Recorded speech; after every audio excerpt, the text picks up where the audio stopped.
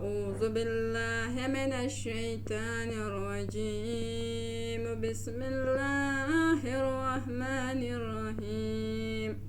وإذ قال ربك للملائكة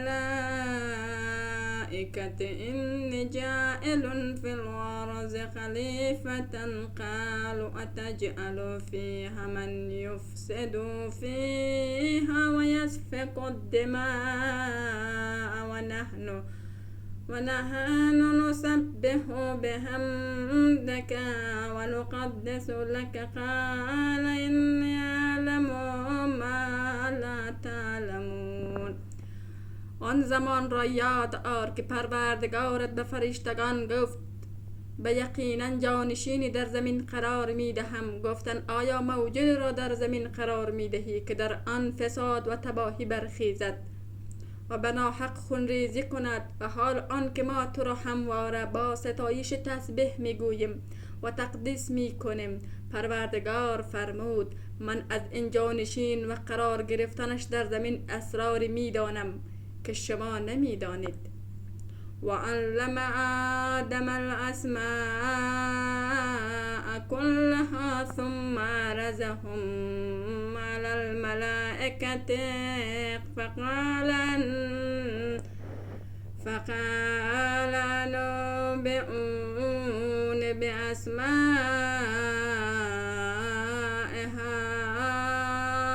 هؤلاء إن كنتم صادقين.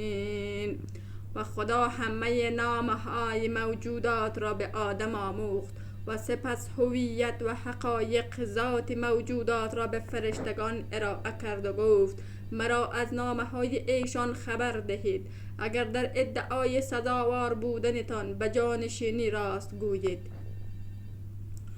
قالوا سبحانك لا علم لنا إلا ما علمتنا إنك أنت العليم الحكيم. گفتند تو از هر عیب و نقصی منزهی، ما را داشتن جز آنچه خودت دانیش جز آنچه خودت به ما آموختی نیست. یقینا تویی که بسیار دانا و حکیمی. پروردگارا این تو هستی که دانا و حکیمی، از هر چیزی آگاهی، از هر آنچه که ما پنهان می داریم تو آگاهی. قال یا آدم انبئوهم بأسمائهم فلما أنبأهم بأسمائهم قال ألم أقل لكم إني أعلم غيب السماوات والأرض وأعلم ما تبدون وما كنتم تكتمون. خداوند فرمود ای آدم فرشتگان را از نامه های آنان خبر ده.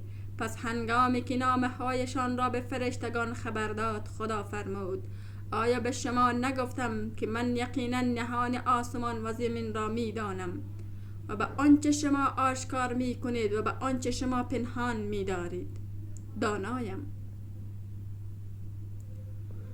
و اذ قلنا للملائكة اسجدوا لآدم فسجدوا إلا إبليس أبى واستكبر وكان من الكافرين. و یاد کن هنگامی که به فرشتگان گفتیم به آدم سجده کنید، پس سجده کردند مگر ابلیس که نپذیرفت و تکبر ورزید و از کافران شد. و قلنا یا آدم اسکن انت و زوجک الجنة و کلا منها رغدا حیث شئتما ولا تقربا هذه الشجرة فتكون من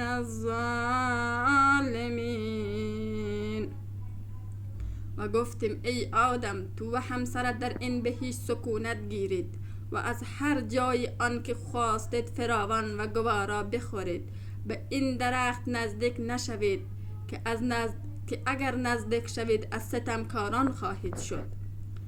فأزلهما الشیطان عنها فأخرجهما مما كانا فيه وقلنا اهبطوا بعضكم لبعض عدو ولكم في الأراض مستقر ومتاع إلی حین. پس شیطان هر دو را از طریق آن درخت لغزانید و آنان را از آنچه در آن بودند، چه مقام و مرتبه معنوی و چه منزلت جایگاه ظاهری، بیرون کرد. و ما گفتیم ای آدم و حوا و ابلیس، در حالی که دشمن یکدیگرید و تا ابد بین شما آدمیان و ابلیسان صلح و صفایی نخواهد بود، از این جایگاه فرود آید و برای شما در زمین قرارگاهی برای زندگی و تا مدت معین وسیله بهره ورزی اندکی خواهد بود.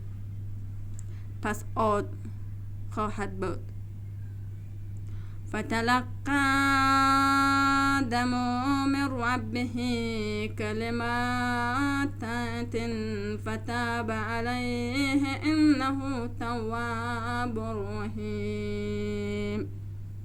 پس آدم کلمات را مانند کلمه استغفار و توسل به اهل بیت که مایه توبه و بازگشت بود از سوی پروردگارش دریافت کرد. پروردگار توبه اش را پذیرفت و زیرا او بسیار توبه پذیر و مهربان است. صدق الله العلی العظیم و صدق رسوله النبی الکریم.